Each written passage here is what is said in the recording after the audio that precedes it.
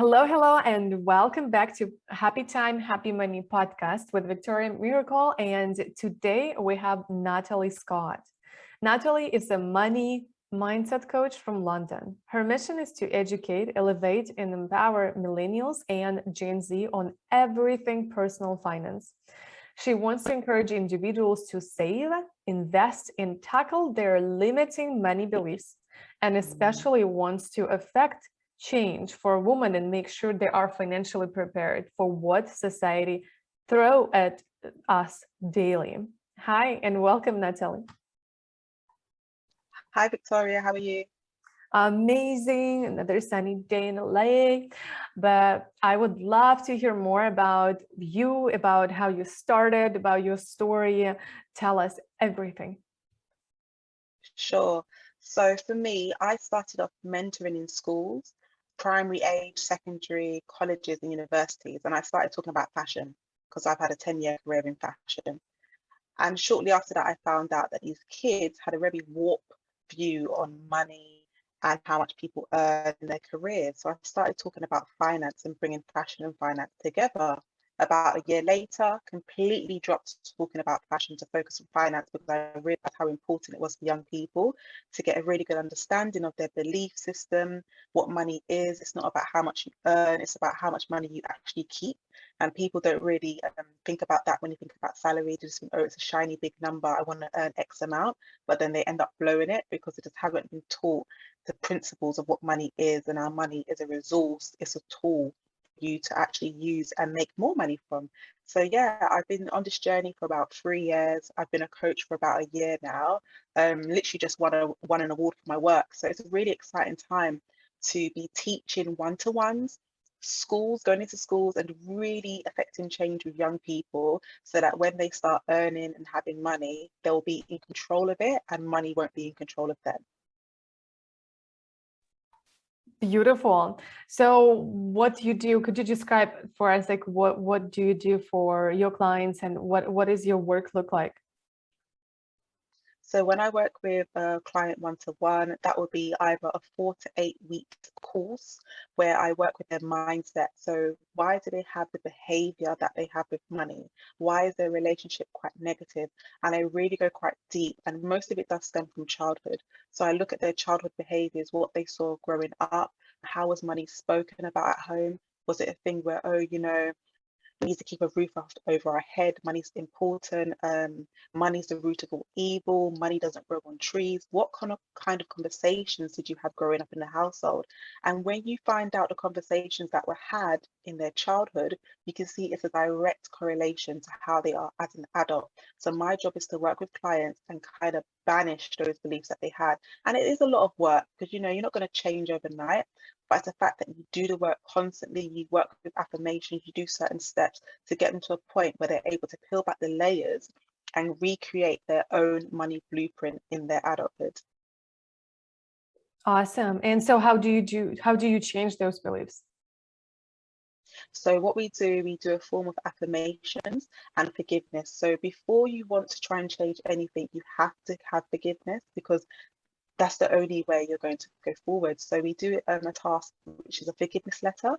So usually this would either be written to your mum or your dad, whoever was your main carer, and you literally write down all the things that you want to forgive them for. If you had a father that told you that money didn't grow on trees, or we haven't got all of this and we haven't got that, or money's only for rich people, obviously growing up you realize the truths that money isn't a root of all evil, it's what you actually do with it. And rich people aren't mean or cruel. Well, not all of them anyway. So what you would do, you would write a letter to whoever, forgiving them from the beliefs that they have given you. And it's a really good process of just letting go.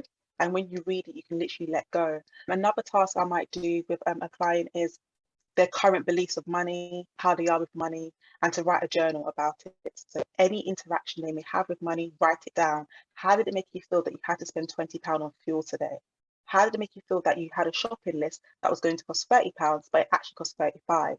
So it's really important to write down your feelings. And as we do the work, when you look back on how you was with money, you'll see there'll be a drastic change in how you are now, because money is something that goes around in circulation. So although it goes out, it always comes back. So it's just remembering that the glass is always half full and not empty.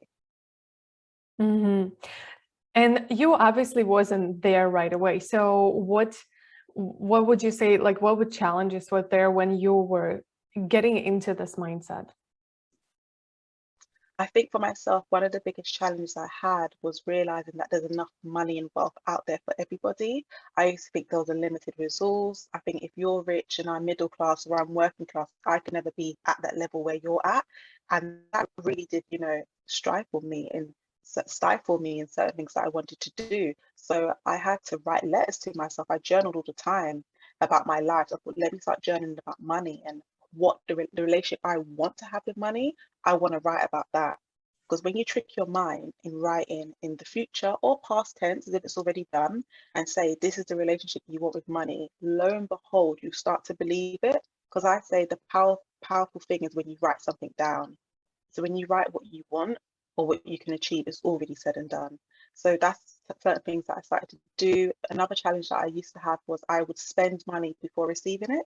So if I knew money was going to come into my account and oh, yeah, I'm going to get paid on Friday, and I would spend that money knowing it's coming in, which you should never do, because Friday came and Friday went and the money wasn't there, and then you end up being in debt.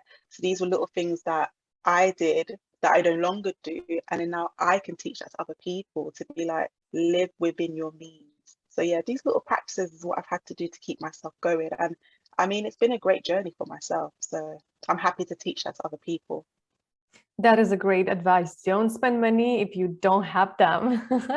But in the world of electronic money, well, see those numbers and this a feeling of not really having cash in hands. I remember, I mean, I was younger, there was no like such a thing as a banking online or phones. And it was so much more easier, I think, to manage them because it just was all in hands and you knew you have them or you don't have them. It's the same like you were saying, don't spend them if you don't have them, even though they're coming in, but you don't have them yet. I love it. Yes. Thank you so much for sharing your knowledge. And if our audience want to find you, where's your best platform and how they can get in touch with you? Sure. So the best platform is to find me on Instagram. I'm there daily. And yeah, that'll be in the show notes for you to check out. And also my website where you can sign up to a free weekly money newsletter as well. Awesome. And as always, just scroll down if you're watching or listening. In description, there's going to be a link that will take you to our episode page.